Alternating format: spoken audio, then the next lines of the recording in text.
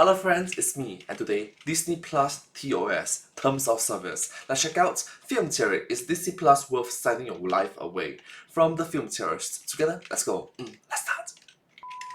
Do you have a Disney Plus account? If so, did you know that because you agreed to this part of their terms of service, you can't sue Disney if you get hurt at one of their parks? Like, say, if you break a bone, or lose a limb, or maybe, just maybe, if you die. Yeah, the mouse is actually making the argument that if you sign up for a Disney Plus account, you're literally signing your life away. Are they right? Well, let's break it down.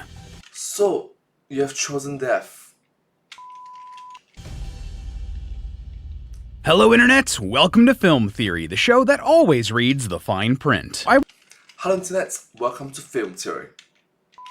I want you to imagine for a moment that you have a loved one that has a severe allergy to peanuts. So when you go out to eat at a restaurant, you have done everything in your power to make sure that this restaurant has food without peanuts in it. You checked the restaurant's website, looked over the menu, informed the waiter, checked with the chef, and confirmed that the food that was brought out was good to eat. And yet, a tragic mistake has been made. The food does have peanuts and your loved one dies after eating it. Heartbroken and seeking justice, you sue the restaurant for negligence, only for the restaurant to try to keep it out of the courts because years ago, you agreed to the terms of service for a completely different app that happened to be run by the same company. If this sounds like the nightmarish plot of an episode of Black Mirror, it sadly isn't. This actually happened.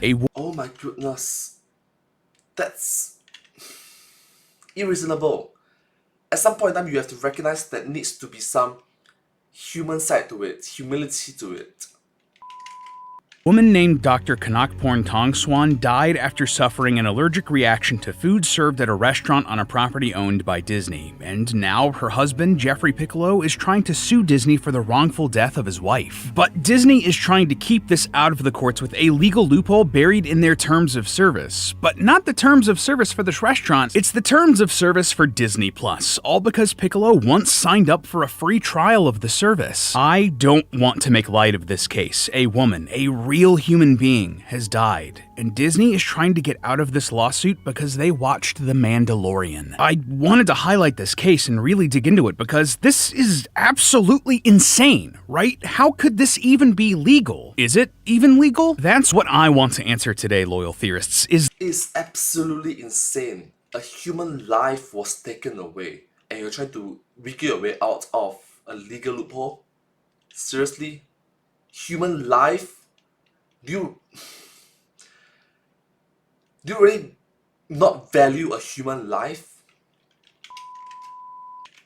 this actually a defense Disney could use, or should we all be objecting to this nonsense? Well, here's a hint. We should be very scared of the future if this is a sign of things to come. Click I agree, friends. We have a lot to get through here. So, up front, I want to let you guys know that I am not a legal professional. I am not a lawyer, and none of this is legal advice. You're also going to hear me say the words alleged and allegedly a lot, because that's real legal language. This is an ongoing case, and you have to be careful with how you talk about these sorts of things, both from a legal perspective, but also because the truth is important. So, cool? Cool. To start out with, let's all get on the same page about what actually happened here. On October 5th, 2023, the married couple Kanakporn Tongswan Last year, 2023, it had been dragging on for an entire year. And Jeffrey Piccolo ate at a restaurant called Raglan Road at Disney Springs in Orlando, Florida. This is an area outside of the Disney parks that acts like a sort of outdoor shopping mall that's open to the public. Many of the shops and restaurants here are not owned or operated by Disney, but lease out the space from the mouse. Raglan Road is such a restaurant. Tongswan had a severe allergy to nuts and dairy. She couldn't consume any nut or dairy products without potentially dying, and Piccolo's complaint alleges that they used the information from Disney's website to see if the Raglan Road menu had options she could eat. That's actually why they also think Disney is liable in this case, since their website allegedly said the menu would be safe. Even still, Piccolo alleges that the couple repeatedly informed the staff at Raglan Road of this allergy and confirmed that the chef could prepare free from nuts and dairy. However, about an hour after eating the meal, Tongswan suffered an allergic reaction and sadly died shortly afterwards at the hospital. A medical examiner determined that she had dairy and nuts in her system, which caused her death. death. Later, in February of this year, Piccolo filed a wrongful death complaint against both Raglan Road and Walt Disney Parks and Resorts, alleging that the two companies were negligent in serving Tong Swan by not ensuring that the food they said didn't have nuts and dairy in it actually didn't have nuts and dairy in it. Disney countered this by saying that it shouldn't go to court because in 2019, Piccolo signed up for a Disney Plus account on his PlayStation. That's actually what's in the legal documents, by the way, that exact explanation with the PlayStation. Oh, and also in 2020, Something that occurred in 2019, something that occurred in 2023.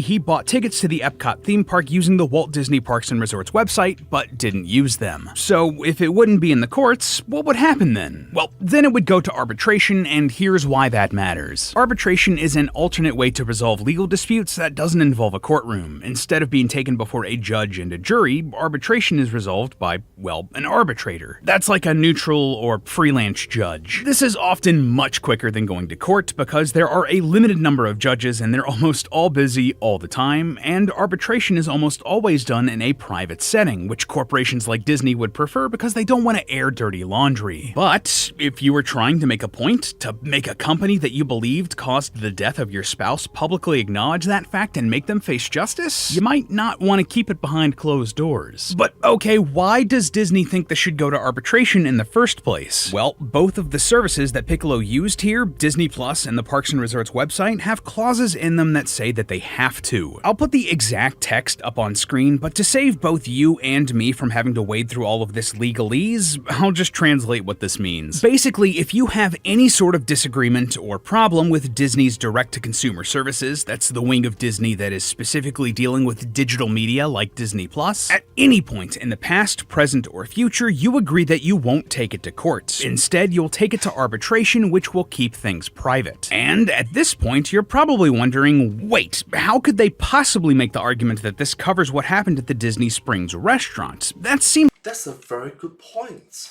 That's a very good point. Like a stretch, right? How could you think that this case has anything to do with Disney's direct-to-consumer services? Well, also buried in the terms and conditions of the Disney Plus subscriber agreement is this phrase. You on the one hand and Disney Plus on the other hand agree to resolve by binding individual arbitration all disputes, including any related disputes involving the Walt Disney Company or its affiliates. I repeat, any related disputes involving the Walt Disney Company or its affiliates. Again, if that legalese is hard for you to get a handle on, this is basically saying that because you agreed to the Disney Plus terms and conditions, you're waiving your right to trial against any part of Disney, period, regardless of how far removed it is from Disney Plus. And just a reminder of all the sorts of things Disney has a stake in, it's not only Disney and Pixar and Marvel or whatever, it's also all of their Disney parks and the Disney Cruise Lines and Fox and ESPN and ABC and Buena Vista International and Hollywood Records and National Geographic and A&E and Hyperion Books and Compass Roads Land Corporation and Reedy Creek Energy Services and Partners Federal Credit Union? They even have investments in GoPro and PhotoBucket and Epic Games, so can I not sue Fortnite or the Unreal Engine because I signed up to watch The World According to Jeff Goldblum? Now, I shouldn't need to tell you that this is horrifying and evil. This is such an overreach and so broad that it feels like we're living in cyberpunk. Welcome to the capitalist dystopia. Good points. It is super overreach. I'm sorry we have a boring one. I wish ours was more exciting with flying cars and laser katanas. But would this be legal? Well, just because something is in a product's terms and services, that doesn't mean that it's the end-all be-all and that it can't be undone. In fact, if one of the terms is found to be unconscionable, it can't be enforced. And by the way, unconscionable is an actual legal term that is incredibly unhelpful in just how vague it is. Basically, it's anything that is so extreme, unfair, or one-sided that it, quote, shocks the conscience. Very helpful, very demure. If you want an example of something that would classify, if you ever signed an agreement that said you would forfeit ownership of your firstborn child, that wouldn't hold up in court. Fun fact, one study did actually put that in a product's terms of service, and people still happily agreed to them, most likely because they didn't bother reading it. Oh, and my favorite example of a wholesome company actually having fun in their TOS in a legal and good way has to be Larian Studios with Baldur's Gate 3. Their terms state that the entire agreement must be referred to as the Pact, and you cannot make any similar agreements with any other demonic, eldritch, or fey beings. That's why you read the fine print, people. You never know what sorcery they slip into this. So, would something like this arbitration clause in the Disney Plus TOS count as unconscionable? I mean, personally, just the fact of how broad it is, that you can't sue any part of Disney, makes me think that it should be. The lawyers representing the victim here also agree, calling Disney's defense so outrageously unreasonable and unfair as to shock the judicial conscience. And you need to have a very good lawyer. Daredevil is also part of. I wanted to make a silly joke, but it's not funny. It's actually not funny. many law professionals believe that this is too far-reaching to hold up, but would the courts agree? Well, back in 2011, a California couple sued AT&T for false advertising and hidden fees, but AT&T's defense was that the couple agreed to their terms of service, and the TOS said they had to go to arbitration rather than to courts. Sounds all too familiar, doesn't it? Well, the California court system actually came down on the side of the couple and agreed that this part of the contract was unconscionable and illegal. But they weren't the last word on it. No, this case made it all the way to the United States Supreme Court, who decided that AT&T's arbitration clause and all others like it throughout the country was legal and allowed it. Basically, they thought that because so many contracts had these arbitration agreements in them and it hadn't been a problem before, how could it be a problem now? Yes, that was the actual rationale. This was a huge deal, with one law professor calling it, quote, a real game changer for class action litigation. And this wasn't the only example of this. Arbitration clauses like these have repeatedly held up in court. The only times they haven't, it's been because the corporation got sloppy or stupid, particularly by updating their TOS without actually telling anybody. Basically, they pulled a Darth Vader. I am altering the deal. Pray I don't alter it any further. This is also why companies are so adamant about emailing you when they update their TOS. They don't want to get sued. And another way companies get sloppy is by not making people actually agree to the terms of service. This is why we see what's known as a click wrap agreement all the time. Basically, these are TOS where all of the terms of service are presented in a clear, accessible manner, like a text box with a scroll bar or a link to another document. A user then has to click on a box saying, I accept, or do some action that says, I have read these terms of service. I'm sure that you, like me, have agreed to hundreds of these things at this point, and they're kind of annoying, right? Well, they exist for a reason, and mostly it's to protect a company providing a product or service. And as long as you click I agree, the courts have tended to side with the companies that these terms are legal and enforceable. But Disney didn't make any of those mistakes in this case. This arbitration clause is clearly written in the Disney Plus terms of service, as is this wildly overreaching agreement that it applies to everything related to Disney. They didn't surprise Piccolo and update the terms without telling him, and you are given ample opportunity to read the TOS before signing up for Disney Plus. So, theoretically, if Disney wanted to fight this, on the face of things, despite how stupid and dumb and outright evil this is, there's a great chance that the courts would end up siding with them. Well,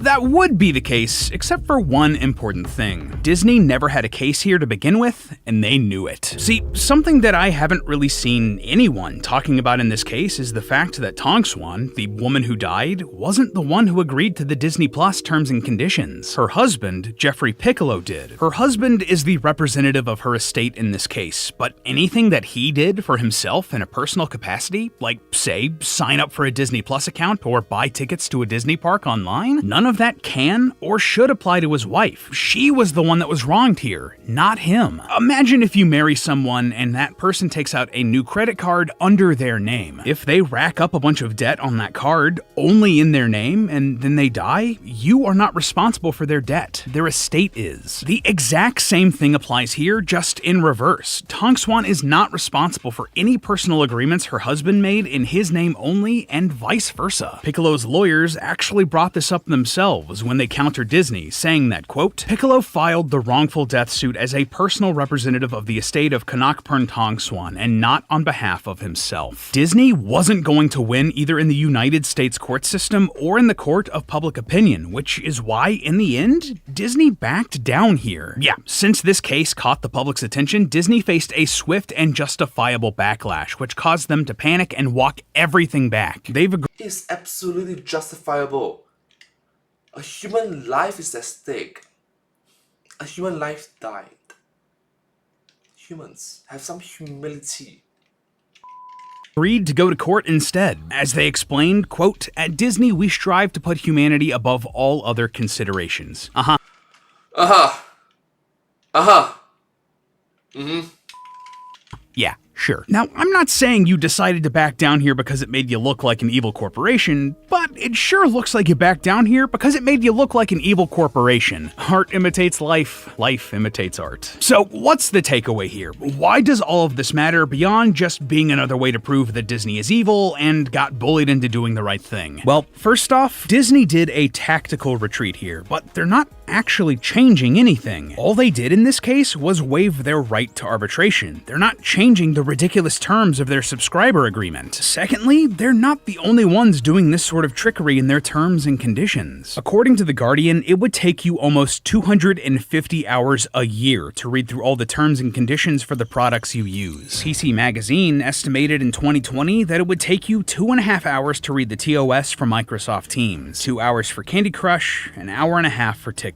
No one has time for that. And in fact, a 2017 survey found that 91% of people don't read these terms and conditions before agreeing to them. And I get it. I mean, I don't read them because I have better things to do. And so do you. These companies and corporations know this, and they take advantage of that. Like earlier we joked about the companies putting strange things in their TOS as a joke or to run an experiment. But some seriously dangerous stuff could be in there as well, and you may never know it. As long as you click I agree to all of these random terms and conditions for the things we use every day, you're signing away so many of your rights, and that's terrifying. So, where do we go from here? What do we do? Well, a company having terms and conditions that a user needs to agree to is reasonable. They do need to protect themselves from ridiculous and frivolous lawsuits. But at the same time, the terms and conditions themselves have to be reasonable too, and we can hold them accountable. You and me and everyone else out there. One person might not have the time to sit through all of the terms and conditions that we agree to every day, but together, collectively, we can read through all of this. As a community, we can band together on forums and on Reddit and on social media and look at what we're actually signing up for when we agree to these terms. And if there's something objectionable, if there's something stupid and ridiculous like signing the right to sue any part of a corporation away just because you want to watch the new Moana, we can call them out and make these corporations answer for it. We can make change. We just have to click I agree on doing it together. But hey, that's just a theory. A film theory. And cut.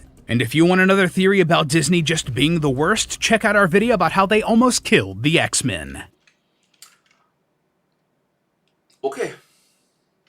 But hey, that's just a theory. A film theory. And cut. Subscribe. Thank you.